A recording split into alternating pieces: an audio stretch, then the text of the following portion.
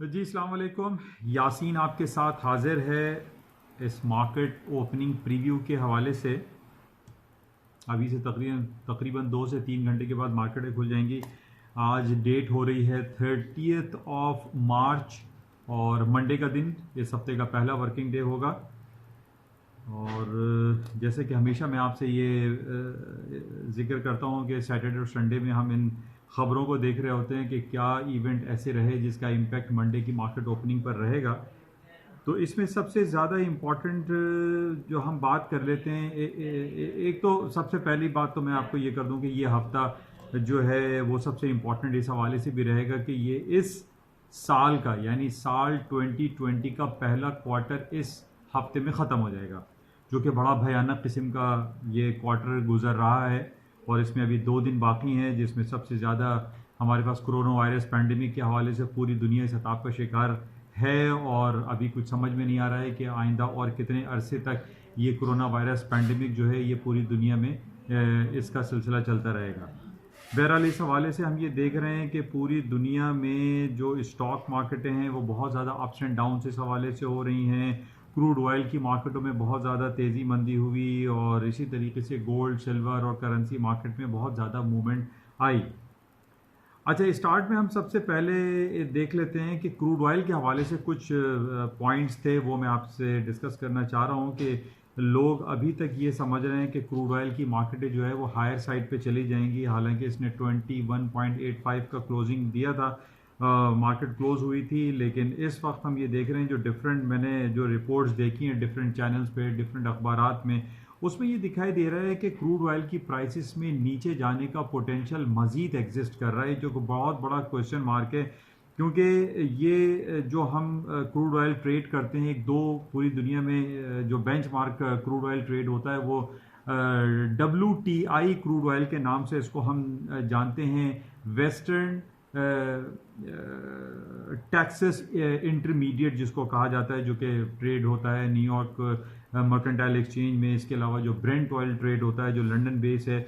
ये दो crude oil को या इस बेंचमार्क क्रूड ऑयल को तो हम जानते हैं, जिसकी कीमतें तकरीबन $21 और $22 और $23 चल रही हैं। लेकिन इसके अलावा भी दुनिया में 3-4 किस्म के ऑयल ऐसे मौजूद हैं जो कि अपने लाइफ लोस की तरफ मार्केटें खड़ी हुई हैं, जिसमें सबसे इम्पॉर्टेंट मैं आपको ये बता दूं कि 2 से 3 दिन पहले जो डिफरेंट ऑयल ट्रेड हो रहा है, जिसमें नाइजीरिया का उनका बेंचमार्क क्रूड ऑयल है जो कि $3 के करीब ट्रेड हो रहा है, $3 पर बैरल के हिसाब से ट्रेड हो रहा है।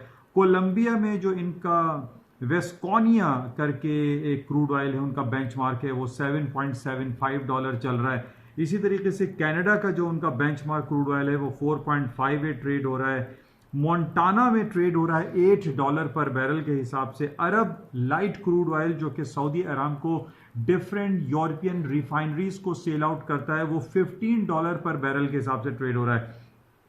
अब यहाँ ये बात हो रही है कि जो हम अपने क्रूड ऑयल की बात कर रहे हैं, जो बेंचमार्क क्रूड ऑयल है, WTI है या ब्रेंट ऑयल है, जिनकी कीमत $22 या $23 या $24 चल रही है, और लोग ये समझ रहे हैं कि जनाब अब यहाँ से मार्केटें हायर साइड पे चली जाएंगी।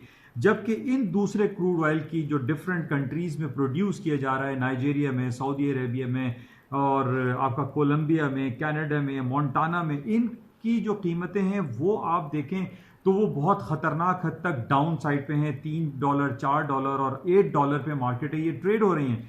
तो इन बेसिस पे हम ये अभी एक्सपेक्ट नहीं कर सकते कि क्रूड ऑयल की कीमतें जो है दोबारा से जो है वो $25 और $30 और $35 और $40 हो जाएंगी। इसमें इतना पोटेंशियल दिखाई नहीं दे रहा है।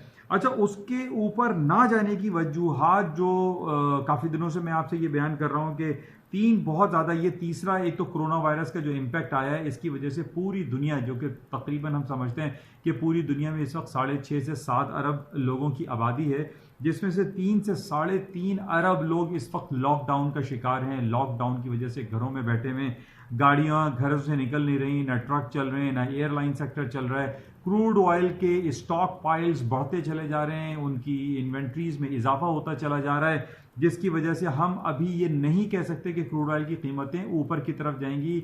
इसमें नीचे जाने का पोटेंशियल ज़्यादा एग्जिस्ट कर रहा है।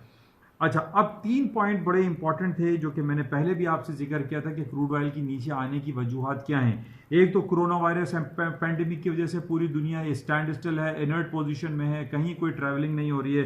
तकरीबन 3-3.5 अरब लोग जो है घरों में बैठे हुए हैं। इसी तरीके से जो क्लाइमेट चेंज की बातें हम पिछले 1.5-2 सालों से सुन रहे हैं कि जनाब क्लाइमेट चेंज की वजह से पेट्रोल की जो गाड़ियां चलती हैं क्रूड ऑयल पे या पेट्रोल पे या लाइट स्वीट ऑयल पे, उनको ख़त्म किया जाए। और यूके ने भी इस बात का ऐलान किया था कि 2035 में 2035 में पेट्रोल से चलने वाली गाड़ियों को ख़त्म कर दिया जाए। तो क्लाइमेट चेंज का भी फैक्टर बहुत ज़्यादा इंपॉर्टेंट है, यानी कोरोना वायरस का फैक्टर, पूरी दुनिया बैठी हुई है, बंद है, और फिर क्लाइमेट चेंज के हवाले से जो पेशरफ्त हो रही है। और तीसरा जो ओपेक, रूस और अमेरिका के दरमियान जो एक प्राइस वॉर वाली सिचुएशन है, इसकी वजह से भी तेल की जो इन्वेंट्रीज हैं वो दिन ब दिन बढ़ती चली जा रही हैं और उनमें इजाफा होता चला जा रहा है, जिसकी वजह से जो इंडिकेशन हमारे पास यही है कि जनाब क्रूड ऑयल की प्राइसेस मजीद डाउन साइड पर जा सकती हैं। इसमें ऊपर जाने का पोटेंशियल अभी दिखाई नहीं दे रहा।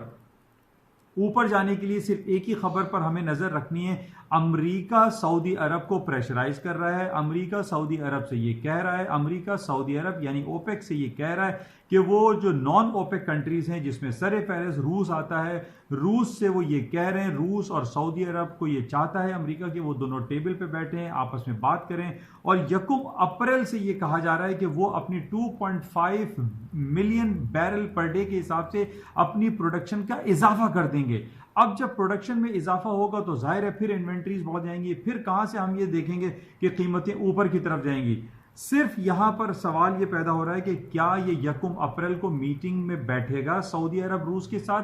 अगर वो बैठ जाता है, अगर उनकी टेबल टॉक शुरू हो जाती है, जिसकी अभी उम्मीदें नहीं हैं, अगर बैठ जाती हैं तो तेल की कीमतें ऊपर जा सकती हैं। सिर्फ इस बेस पे तेल की कीमतें ऊपर जाएंगी अगर सऊदी अरब ये हामी भर ले कि हाँ वो रूस के साथ टेबल टॉक पे रजामंद है, बैठेगा और वो मजीद 2.5 मिलियन बैरल पर डे के हिसाब से प्रोडक्शन का इजाफा नहीं करेगा। इस बेस पे कीमतें ऊपर की तरफ जा सकती हैं। 22 और 23 और 24 डॉलर के ब्रेंट और क्रूड ऑयल की कीमतों में इजाफा हो सकता है, अदरवाइज क्रूड ऑयल की कीमतें ऊपर की तरफ नहीं लग रही।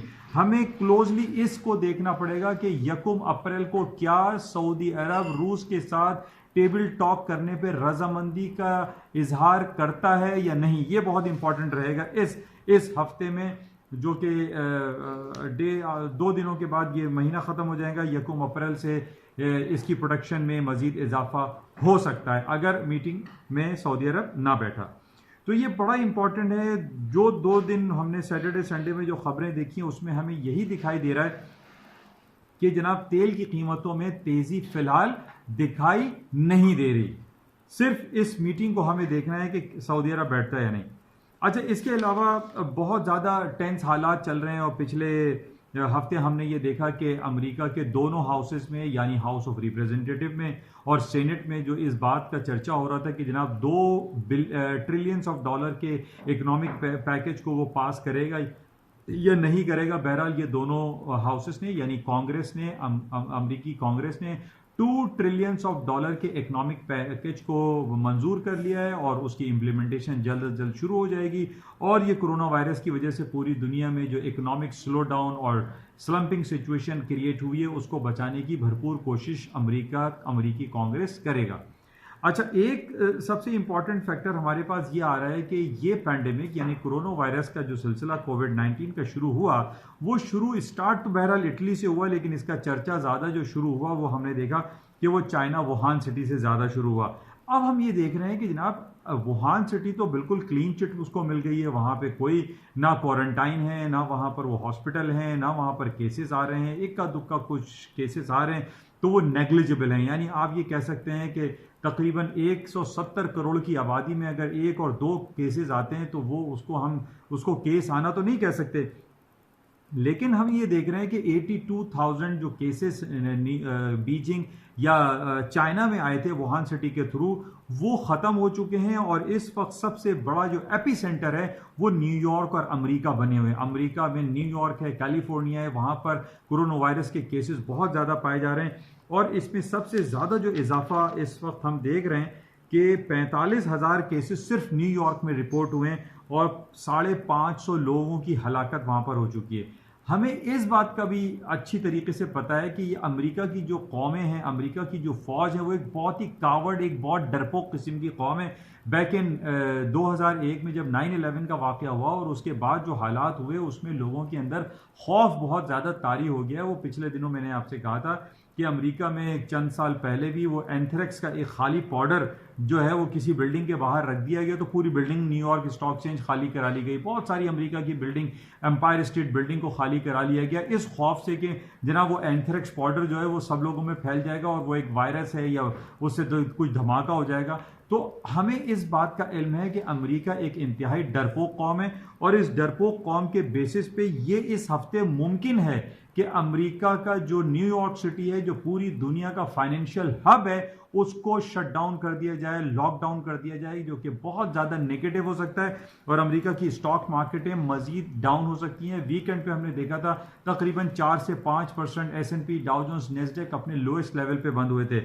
इस हफ्ते हमें सबसे ज़्यादा जो नज़र रखनी है वो ये देखना है कि क्या आया न्यूयॉर्क को लॉकडाउन या शटडाउन किया जाता है या नहीं, या वहाँ पर जो 45,000 केसेस रजिस्टर्ड हुए हैं क्या वो 50,000 होते हैं या 60,000 होते हैं। अगर उनकी तेज़ी ज़्यादा हो गई तो ये भी एक फियर फैक्टर बहुत ज़्यादा बढ़ जाएगा और अगर 550 से ये 600-700 लोग वहाँ हलाक हो गए तो न्यूयॉर्क सिटी को लॉकडाउन शटडाउन किया जा सकता है, न्यूयॉर्क स्टॉक एक्सचेंज को बंद कर सकते हैं, न्यूयॉर्क मर्केंटाइल एक्सचेंज को लॉक किया जा सकता है, क्योंकि हमने ये 9/11 2001 में देखा है कि 10 से 15 दिन के लिए अमेरिका की तमाम स्टॉक मार्केटों को बंद कर दिया गया था और ये इस वक्त इसके बहुत ज़्यादा इम्कानात दिखाई दे रहे हैं कि उसको लॉकडाउन किया जा सकता है। बहरहाल इस वक्त हम पूरी दुनिया में ये देख रहे हैं कि तकरीबन 7 लाख केसेस रिपोर्ट हुए हैं कोरोना वायरस के और 31,000 लोग इससे अपनी जानें जो है वो गंवा चुके हैं। लेकिन जैसे मैंने आपको पहले भी ये कहा था कि इस कोरोना वायरस के जो फैलने से ज़्यादा लोगों के अंदर खौफ ज़्यादा फैल रहा है। हालांकि ये बहुत सारी रिपोर्ट्स आ रही हैं कि जनाब जो ज़ईफ़ लोग हैं, जो ज़्यादा बीमार लोग हैं, उन पे ये अटैक हो सकता है, जो जवान हैं, सेहतमंद लोग हैं, वो उनके ऊपर इसके अटैक के चांसेस अगर हैं भी तो वो रिकवर कर जाते हैं, वो ठीक हो जाते हैं। और ऐसे केसेस हमने बेतहाशा पाकिस्तान में भी, इंडिया में भी, चाइना में भी और अरब कंट्रीज़ में भी जो सिलसिला है वहाँ पे जो केसेस हुए हैं वो रिकवर होकर घरों को जा चुके हैं। इसमें कोई इतने खतरे की और डरने की बात नहीं है, लेकिन इस कोरोना वायरस से ज़्यादा लोगों के अंदर खौफ बहुत ज़्यादा फैल रहा है। तो इस बात को दुरुस्त करने की ज़रूरत है कि बहुत ज़्यादा एक पैनिक सिचुएशन क्रिएट करने की ज़रूरत नहीं है, क्योंकि हम पाकिस्तान, इंडिया और जो एशियन कंट्रीज है ये गरीब मुल्क हैं। कहीं ऐसा ना हो कि लोग कोरोना वायरस के खौफ से मरने के बजाय इस भूख और अफलास में और तंगदस्ती में और इस फियर फैक्टर से मर जाएं। तो हमें इस चीज़ को समझने की ज़रूरत है कि ये कोरोना वायरस है, ज़ाहिर है एक पैंडेमिक है, एक वबा है, एक मोहलिक एक वायरस है, लेकिन इसका खौफ हमें तारी अपने ऊपर नहीं करना चाहिए। इसको बेहतर करने के लिए, इसको रिकवर करने के लिए इक़दाम करने चाहिए। जैसे कि आता है कि जनाब वो चाय पिएँ, ग्रीन टी पिएँ, लेमन का पानी पिएँ, इस तरीके के आप अगर काम करते हैं वो ज़्यादा बेहतर है। इसमें इतना ज़्यादा खौफ अपने ऊपर तारी करना ये मुनासिब नहीं है। अच्छा, इसके अलावा जो गोल्ड की जो हम बात कर लेते हैं, अच्छा गोल्ड में देखें जो 1625 1630 तक मार्केट बंद हुई थी स्पॉट गोल्ड, और इसमें अभी बहुत ज़्यादा मिक्स इसमें रिएक्शन पाया जा रहा है। गोल्ड की कीमतों में ऊपर जाने का पोटेंशियल सिर्फ उस वक्त हमें दिखाई देगा जैसे हम काफ़ी दिनों से देख रहे हैं कि पूरी दुनिया जो है वो सर जोड़कर बैठ गई है और डिफरेंट सेंट्रल बैंक्स जो हैं वो इंटरेस्ट रेट को काट रहे हैं। अब अमेरिका में भी ये बात दोबारा से चलना शुरू हो गई कि जनाब अमेरिका का जो इंटरेस्ट रेट तकरीबन 0 से 0.25% है, इसको नेगेटिव टेरिटरी में लेकर आया जाए, इसको माइनस में लेकर आया जाए। तो इस बेसिस पे गोल्ड की कीमतों में इजाफा हो सकता है अगर ये बात आ जाए कि अमेरिका मजीद अपने इंटरेस्ट रेट को काटेगा और अपनी नेगेटिव टेरिटरी में आएगा, जैसे कि जापान और न्यूजीलैंड में, स्विट्जरलैंड में अभी नेगेटिव टेरिटरी में इंटरेस्ट रेट चल रहा है। बहरहाल इस बेसिस पे गोल्ड की कीमतों में इजाफा हो सकता है, लेकिन गोल्ड के जो बड़े दो लेवल हैं वो 1440 जो मैंने काफ़ी अर्से से आपको बयान किया था और ऊपर 1700 का लेवल है। ये दो लेवल इंपॉर्टेंट बड़े टेक्निकल लेवल्स हैं। अगर इनके नीचे या ऊपर मार्केट जाती है तो तब हम कहेंगे कि 1700 1700 से ऊपर तेजी है और 1440 से नीचे मार्केट में डाउनफॉल हो सकता है। तो ये इंपॉर्टेंट है। बहरहाल क्रूड ऑयल की जो रिपोर्ट्स हमारे पास हैं उसमें इतना ज़्यादा पोटेंशियल फिलहाल दिखाई नहीं दे रहा है, कि हम ये कहें कि क्रूड ऑयल की कीमत जो है वो 30, 35 और $40 के पास ऊपर चली जाएंगी। सिर्फ एक ही बात पे ऊपर जा सकती है, अगर सऊदी अरेबिया रूस के साथ मीटिंग के लिए तैयार हो जाता है। बहरहाल इसको हम क्लोजली वॉच करेंगे। बाकी जो कोरोना वायरस अलर्ट चल रहा है वो मेरे ख्याल में आप सभी लोग इससे वाकिफ़ होंगे, और इस बेसिस पे और इस फियर फैक्टर की वजह से स्टॉक मार्केटों में ज़्यादा पोटेंशियल फ़िलहाल दिखाई नहीं देता है। लेकिन जैसे कि मैंने आपसे पहले कहा था कि G7 हो, G20 हो, या जितने भी ये ग्रुप ऑफ 7, ग्रुप ऑफ 20 ममालिक हैं, ये सर जोड़ के बैठे हुए हैं और इकोनॉमिक पैकेजेस का ऐलान कर रहे हैं। जिस तरीके से कांग्रेस ने $2 ट्रिलियन के इकोनॉमिक पैकेज को पास किया है, लेकिन आज ये खबर हमारे पास थी कि हाउस ऑफ रिप्रेजेंटेटिव ने इस बात का इनकार कर दिया है कि मजीद कोई इकोनॉमिक या स्टिमुलस पैकेज नहीं दिया जाएगा। जबकि बहुत सारे सवालात आजकल डिफरेंट मीडिया पे हैं कि जनाब यूरोपियन यूनियन के ऊपर बहुत सारे क्वेश्चन मार्क उठाए जा रहे हैं कि जनाब यूरोपियन यूनियन ने इटली में, स्पेन में, यूके में इसको रोकने के लिए क्यों इक़दामात मुनासिब अंदाज में नहीं किए। ये बहुत बड़ा क्वेश्चन मार्क है और इस वजह से यूरोपियन यूनियन के ऊपर बहुत सारे सवालात उठाए जा रहे हैं। पहले भी हम देख रहे हैं कि यूरोपियन यूनियन से बरतानिया अलहदा इसी वजह से हुआ कि उसकी जो पॉलिसीज़ थे, उसके जो अमल थे, उसके जो काम थे वो इतने प्रोडक्टिव नहीं थे, जिसकी वजह से बरतानिया यूरोपियन यूनियन से अलहदा हो गया। लेकिन अब दोबारा इस सवाल का उठाना कि यूरोपियन यूनियन ने जो है इस हवाले से प्रॉपर स्टेप्स क्यों नहीं लिए, ये बड़ा नेगेटिव हो रहा है यूरोपियन यूनियन के लिए। इस बेसिस पे करेंसी मार्केट, खासतौर पे यूरो की मार्केट में पोटेंशियल इतना एग्जिस्ट नहीं करता, मार्केट डाउन साइड पर हो जाती है। जबकि वाइस वर्सा हम ये देख रहे हैं कि स्टर्लिंग की कीमत तकरीबन 1000 पॉइंट ऊपर की तरफ आ गई।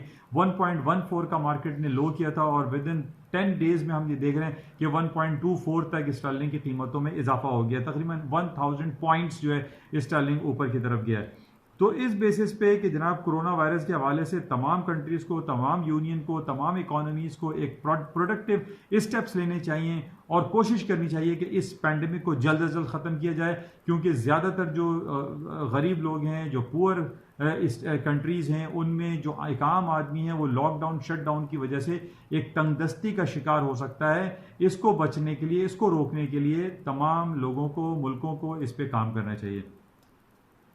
तो बहरहाल इसको हम नज़र रखेंगे। लेकिन सबसे इंपॉर्टेंट हमारे पास ये कोरोना वायरस अलर्ट ही था, जिसमें न्यूयॉर्क में ये कहा जा रहा है, ये खबरें आ रही हैं कि इस हफ्ते कोई बईद नहीं, मुमकिनात में से है कि न्यूयॉर्क को भी लॉकडाउन, शटडाउन कर दिया जाए, जो कि बहुत ज़्यादा नेगेटिव होगा। इंशाल्लाह राब्ते में रहेंगे। कल सुबह मॉर्निंग ब्रीफिंग में आपसे दोबारा इंशाल्लाह मुलाकात होगी। उस वक्त तक के लिए इजाज़त दीजिए। मैं फिर आपसे ये कहूँगा कि इस यूट्यूब चैनल को और इसका फेसबुक पे भी पेज है NI on Market by Yasin, उसको सब्सक्राइब करें और लाइक करें। Thank you.